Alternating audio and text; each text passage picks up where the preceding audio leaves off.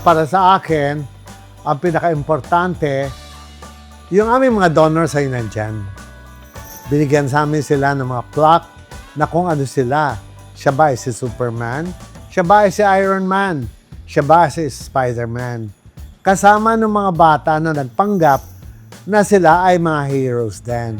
Pero ang pinakamagandang hero na ginawa namin ng araw na yon ay yung isang bata, si Maria. Isa sa mga activity ay isang napakagaling na teacher na nagturo ng mag-drawing at mag-sketch sa mga bata.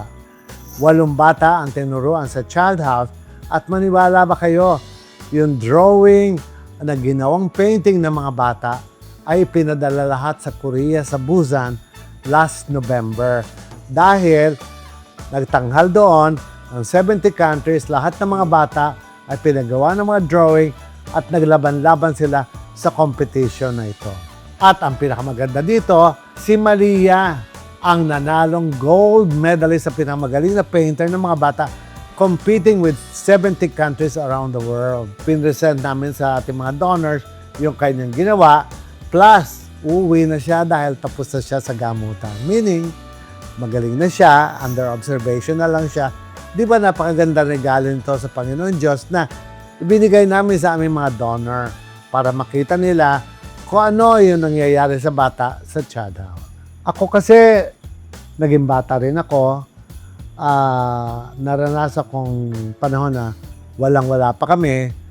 Gagawin ko para meron kaming Christmas decor ay maglalagay ko ng isang pako sa malapit sa kisame, tas maraming pako sa sahig, tas PC lang, ibababa kong ganyan, tas lalagyan ko ng cotton na bulak, Christmas tree na siya.